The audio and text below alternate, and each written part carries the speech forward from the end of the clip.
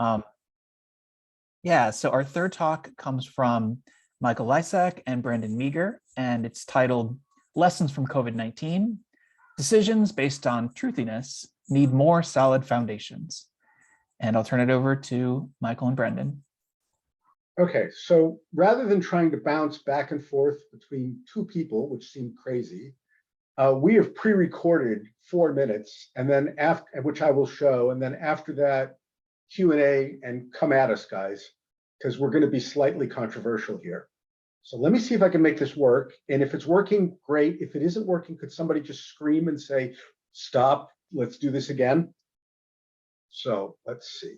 Share sound, optimize for video clip, share.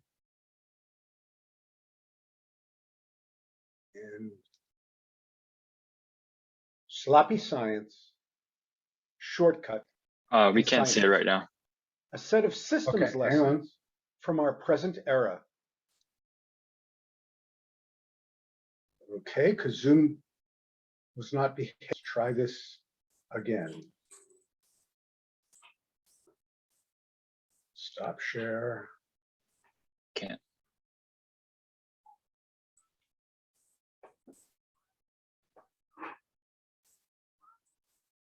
Ben, could you see the first slide when it popped up right with the sound? I was able to see that first slide. I guess I heard Michael's voice, but I didn't know whether that was the recording or actual real life Michael. Sloppy science, shortcuts, and scientism. A set of systems lessons from our present era of the pandemic known as COVID-19. I'm Brendan Mayer, Michael's research associate and a senior at BU Sargent College. Michael's going to focus on the systems and cybernetics aspects of this presentation, and I'm going to focus on the questions of public health.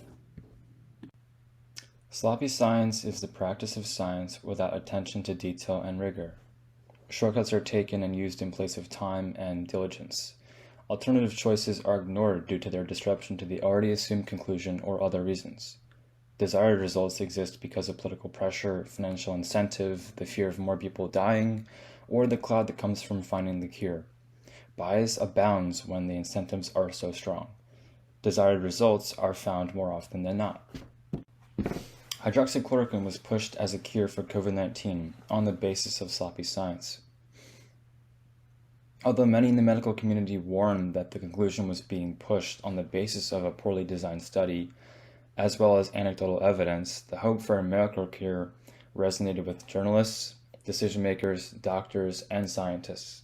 Given one paper on hydroxychloroquine, both media and policymakers reacted as if the small-scale study involved was conclusive. Rigorous science would mostly disprove the hydroxychloroquine treatment as effective against COVID-19, but only months after it first soared in public expectations. Perhaps most troubling, these shortcuts, manifested as labels and categorization, led to an erosion in the public's trust in science and scientists.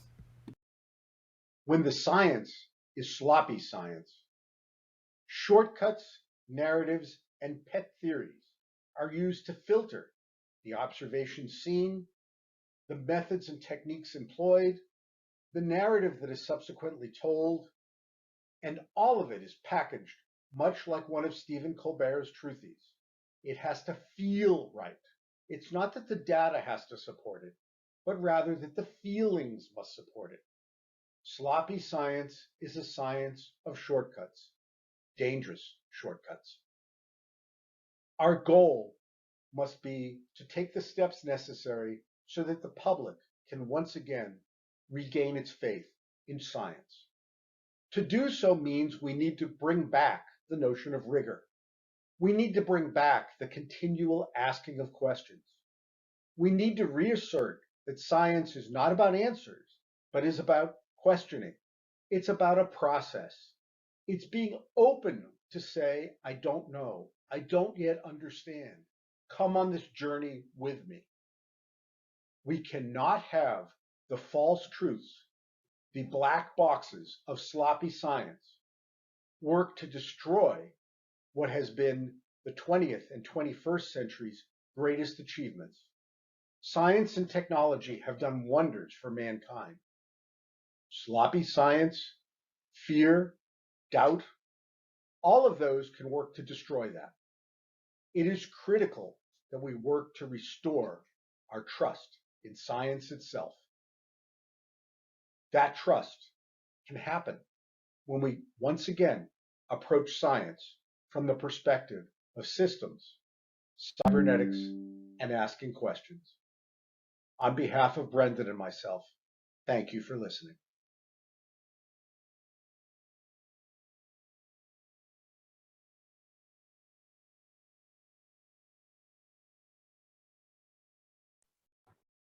All right.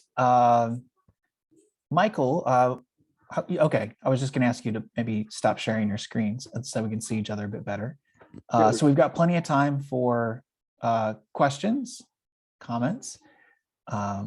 Who's got a question for Michael and Brendan? Yeah, let's start with Lisa. Thanks. Sorry about that.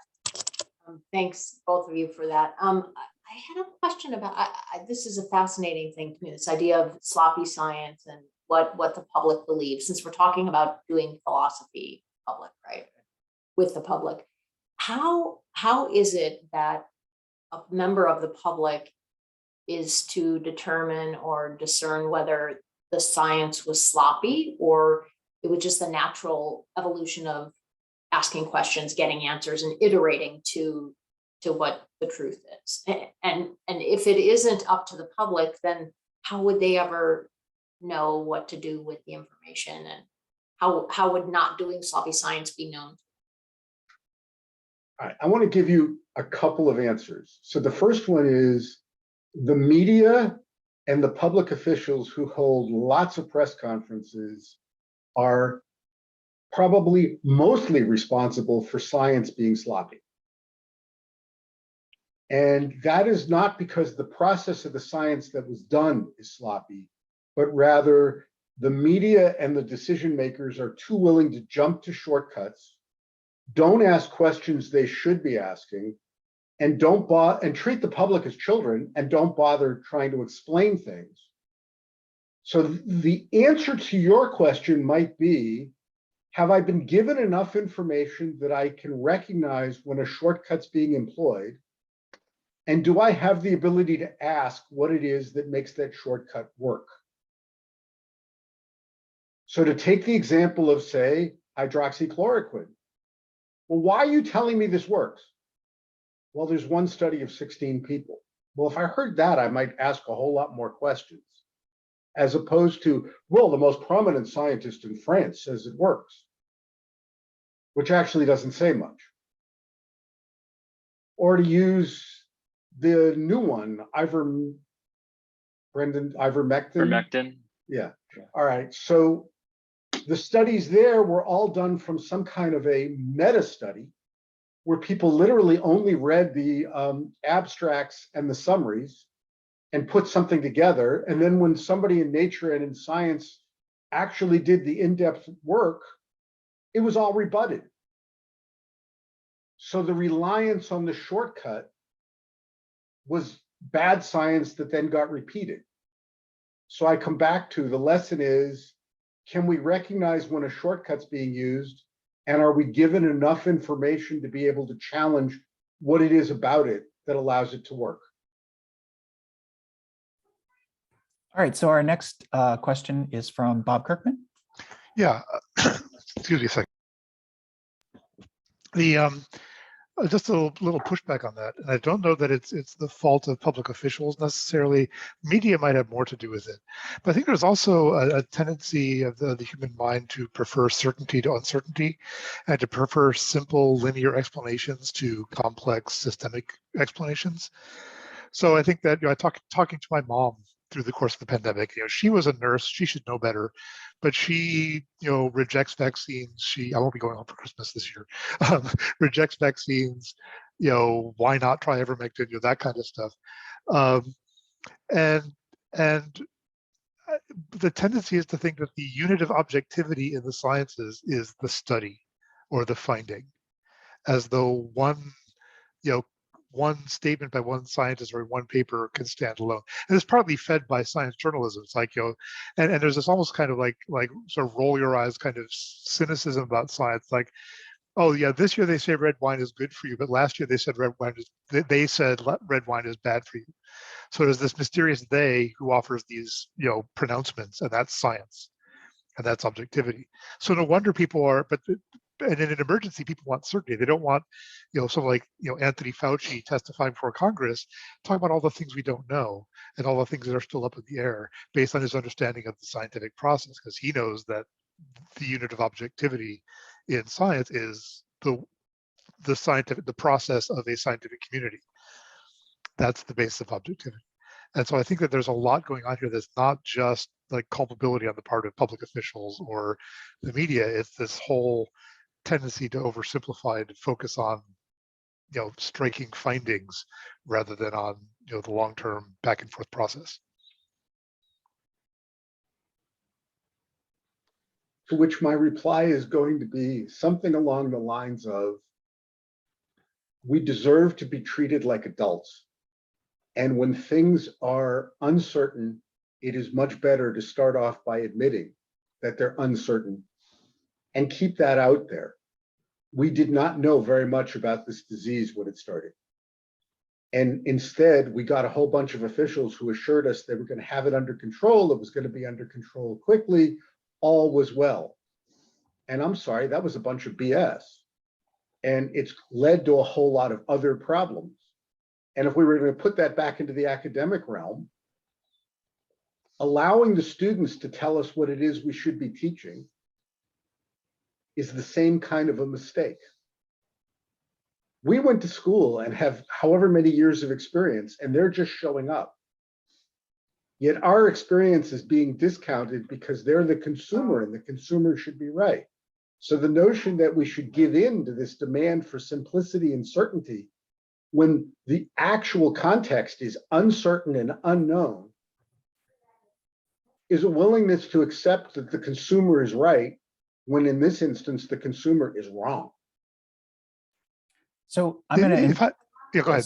Sorry, Bob, if you've got some follow-ups, you should absolutely use the chat function, and maybe we can talk more later. I'm going to insert myself briefly and ask Brendan and Michael, and this is an honest question.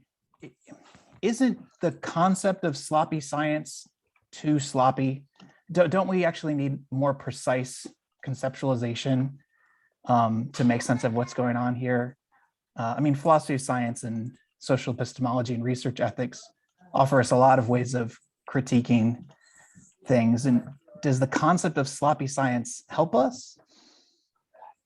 Hey, Brendan, can you take this one? Yeah, I think that acknowledging that concept is the first step, because when we know what we're trying to avoid, then we can properly focus on what we need to focus on. So by inspecting and just looking at the process of science with a closer eye, we can figure out what needs to be stopped or redone, what studies didn't use a large enough sample, et cetera, like things like that. And we have to look at that before we can practice better science. Elizabeth, do you have a quick question for Brendan and Michael? Just a very quick question. I just wondered, again, the context may be a little bit different here, but in New Zealand, we're trying desperately to get our vaccination rates up and dealing with people, people who are hesitant to get the vaccine or concerned about the vaccine. I just wonder what you say to someone who argues that the reason they don't want to get the vaccine is because, unlike many vaccines that take years and years of very long and deliberate and careful science to develop, these vaccines have been developed fast and are perhaps a product of sloppy science because of all the kinds of pressures you've articulated, like political pressure, urgency, fear, all those pressures that exist in a public health crisis. Are those people right to be concerned about sloppy science, or do we just want them to jump on board so that we can all get back our lives back? Yes, everyone should be concerned about everything. Without skepticism, what is what's the right thing to do? You know, like there's this healthy balance of skepticism that we should all have, at least I believe that. And I think we all need people that we can trust. And if the science is too sloppy to trust, well, then what are we left with? Trust in the media? That doesn't work. And yeah, like when we have vaccines that come out fast and there's science that backs up how fast those vaccines came out, then yes, like we can trust them. But there's, you know, the healthy balance of skepticism is necessary, and people should rightly have that. All right, let's thank Brendan and Michael.